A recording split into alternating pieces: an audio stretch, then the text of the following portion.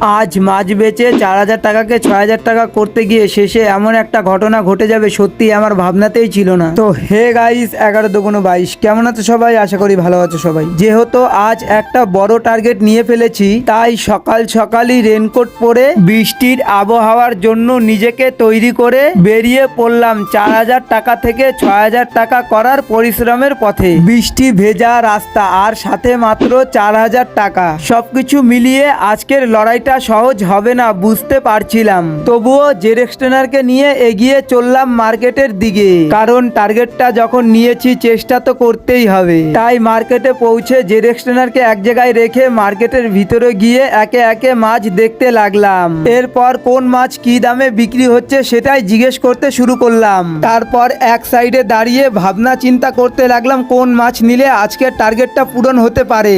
এরপর হিসাব করে আস্তে আস্তে কয়েক রকমের মাছ কিনে ফেললাম। সবকিছু কেনার পর একবার দাঁড়িয়ে হিসাব করে নিলাম, আর হিসাব করে দেখলাম আজকে আমার পুঁজি থেকে আমি মাছ কিনেছিলাম টোটাল 3600 টাকা। তারপরে মাছগুলাকে জেরেক্স ট্রেনারের হাড়িতে আর সামনের হ্যান্ডেলে ব্যাগগুলো নিয়ে বেরিয়ে পড়লাম বাড়ির দিকে।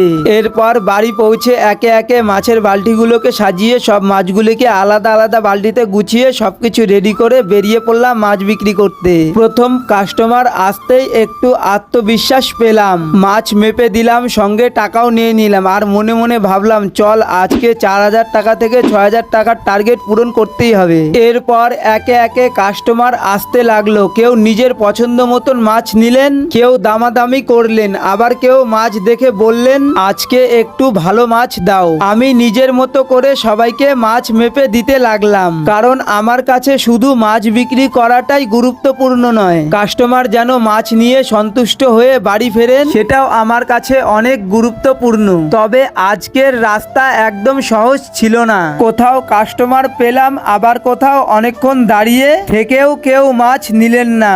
শেষে কি হলো জানেন? এটা আমার ধারণার বাইরে ছিল। অনেক ঘোরাঘুরি করেও আজকের সব মাছ শেষ করতে পারলাম না। অথচ আজ মোটে টোটাল মাছ এনেছিলাম 20 কেজি 800 গ্রাম। শেষে বাড়ির সামনে এসে জেরেক্স ট্রেনারকে দাঁড় করিয়ে দেখলাম সব মিলিয়ে প্রায় 1 বালতি মাছ এখনো বেঁচে আছে।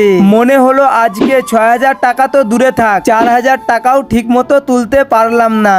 তারপর বাড়িতে এসে বসে পুরো হিসাব করলাম, দেখলাম 4,000 টাকা পুঁজির থেকে আজকে আমি টোটাল সারাদিনে দোকানদারি করেছিলাম 3,700 টাকা। সত্যি বলতে সকালে যখন 4,000 টাকাকে 6,000 টাকা করার টার্গেট নিয়ে বেরিয়েছিলাম তখন ভাবতে পারিনি দিনের শেষে হিসাবটা এভাবে উল্টে যাবে। তবে ব্যবসা তো প্রতিদিন একরকম যায় না, কখনো লাভ কখনো অভিজ্ঞতা। আর আজকের দিন